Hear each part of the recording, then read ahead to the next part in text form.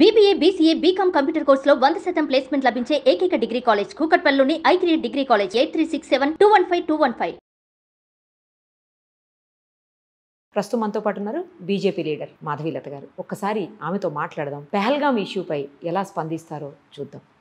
నమస్తే అండి. నమస్కారం. చాలా దురదృష్టకరమైనటువంటి ఘటన, జరిగి ఉండకూడదు, బట్ జరిగిపోయింది. అమాయకుల్ని బలి చేశారు దారుణంగా. అది కూడా మతం అడిగి మరీ చేయటం అంటే ఇంతకంటే నీచము నికృష్టం ఇంకోటి ఉండదేమో. యావత్ దేశమే కాదు, యావత్ ప్రపంచం కూడా వ్యతిరేకిస్తున్నటువంటి సందర్భం ఇది. మీరు ఎలా స్పందిస్తారు దీని మీద? ఎలా సమాధానం చెప్పబోతుంది ఇండియా వాళ్లకు? అంటే బహుశా పెహల్గాంలో జరిగిన రక్త కాండ ఏదైతే ఉందో, మారణహోమం ఏదైతే ఉందో, అది ఆ కుండను నింపడానికి ఆఖరి బొట్టుగా తయారైంది తప్ప భయంకరంగా ఇలాంటి మారణకాండ మనం బాంబే నడి బొడ్డులో భయంకరంగా షూట్ చేయడం, చిన్నపిల్లలు, ఆడవాళ్ళు, అదే కాకుండా హైదరాబాద్లో గోకుల్ సెంటర్లో కూడా బాంబ్ బ్లాస్ట్ చేయడం, పార్లమెంట్ దగ్గర బాంబ్ బ్లాస్ట్ చేయడం, అంటే కొన్ని ఏండ్లుగా వాళ్ళ అరాచకాలు ఎక్కడా కూడా అడిగంతరం లేకుండా జరుగుతూనే ఉండడం. కానీ ఈసారి నేను నిజంగా చాలా గర్వకారణంగా ఫీల్ అవుతాను. ఏ విషయంగానంటే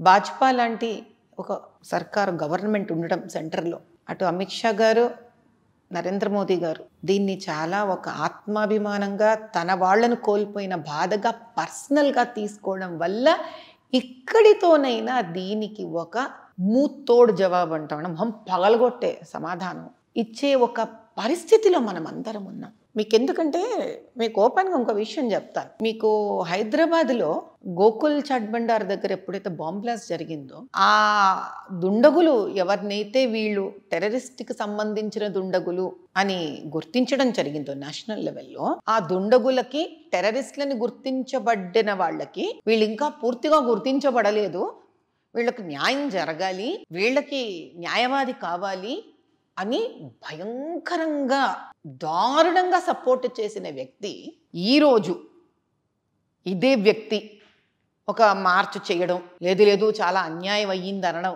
అంటే వ్యక్తిలో మార్పు కాదు, దేశంలోనే ఒక మార్పు వచ్చింది. అంటే నేను ఇంకా నోటికొచ్చినట్టు నేను మాట్లాడితే నన్ను భారతదేశం ఊరుకోదు, భయం రావడము మనం గుర్తించాల్సిన విషయం. బీజేపీ సెంటర్లో కూడా ఇంకా ఇలాంటివి ఏ వాగుడు వాగినా కూడా ఊరుకోదు అన్న ఒక భయము ఏర్పడడం. ఇంత జరిగినా కూడా ఆ వ్యక్తి పార్టీని అడ్డం పెట్టుకొని తనకు స్వార్థం కోసం, తన సొంత స్వార్థం కోసం గోడ మీద పిల్లివాట మాట ఆడుతున్నాడు తప్ప ఏ రోజు కూడా ఇంతమంది చనిపోయారు అని నిజమైన బాధ కానీ, ఆ బాధకు ప్రతిస్పందించడం కానీ ఎలాంటివి ఏవీ లేవు.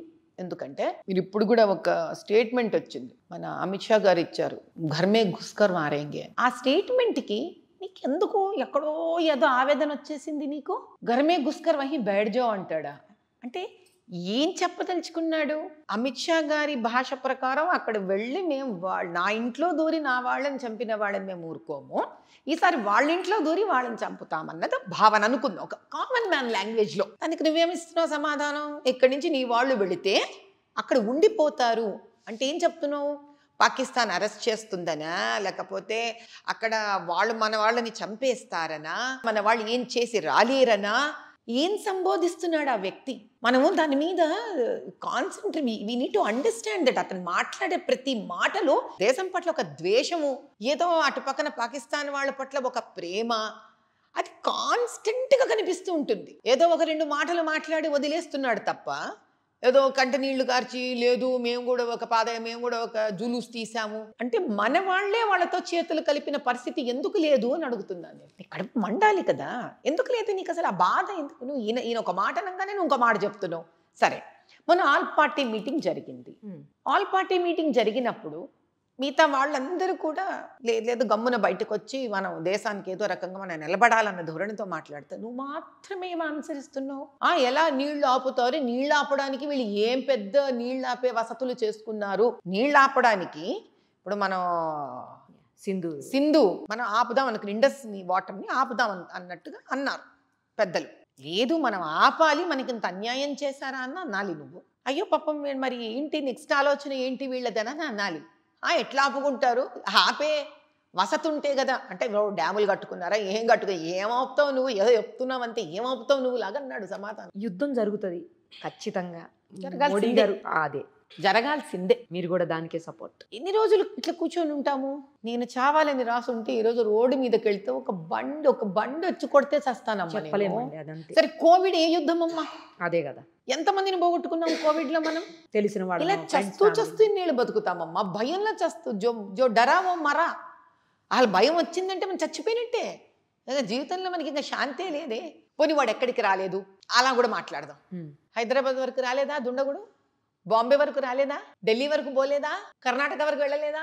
వాడు దొరికిన చోటల్లో వెళ్ళిపోతున్నాడు కదా మా టెర్రరిస్టు. మనం చేతగాని వాళ్ళము అని చెప్దామా? నా కొడకల్లారా, మేము ఎవడో నీకు చూపిస్తాము, నిలువున చీరేసి నీకే భయం కింద నుంచి వణుకు పుట్టేటట్టు చూపిస్తాం మేమెవరమో అని ఒక్కసారైనా చూపించాలి కదా. లేదు, చూపించము. మన పిల్లలు వాళ్ళ పిల్లలు ఎటువంటి భారతదేశంలో బతుకుతాలి? భారతదేశంలో బతకాలా? భారతదేశం వదిలి వెళ్ళిపోవాలా? పోనీ వదిలి వెళ్ళిపోతే అక్కడ ఏంటి ఏముంది మనకి? లండన్ నిండా అరాచకాలే. అమెరికాలో కనిపిస్తే షూట్ చేసేస్తున్నారు. వాళ్ళ దేశం వాళ్ళే ఏడుస్తున్నారు ఇప్పుడు. ఏమని? ఎవరెవరినో వేరే దేశాలన్నింటినీ రానిచ్చాము, ఇప్పుడు మా దేశం వాడికి తిండి లేకుండా అయిపోయిందని. సో ఎంతో కాలం వాళ్ళు మనం ఉంచరు. ఇంత అద్భుతమైన పుణ్యభూమి భారతదేశం అనేది పెట్టుకొని, సనాతన హైందవ ధర్మాన్ని పెట్టుకొని, దేవుళ్ళని పెట్టుకొని, సంస్కారం పెట్టుకొని, విద్య పెట్టుకొని, తెలివితేటలు పెట్టుకొని, ఇంత సభ్య సమాజాన్ని పెట్టుకొని, ఇంత జనాభాని పెట్టుకొని, అన్యాయంగా మన మీదకి వచ్చి దౌర్జన్యం చేసిన వాడికి ఒక జవాబీ లేని పరిస్థితులు ఉన్నామా ఏమన్నా? మనం అది చూపించాలా? ఖచ్చితంగా. మనమేం వాడి దగ్గరికి వెళ్ళి అన్యాయం చేయలేదు కదా. ఇది మన మంచితనమా చేతగంతనమా ఏదో ఒకటి క్లారిటీ ఉండాలి కదా మనకు కూడా. కాబట్టి ఆ జవాబు ఇవ్వవలసినదే, సమయం వచ్చింది. థ్యాంక్ యూ అండి, థ్యాంక్ యూ సో మచ్.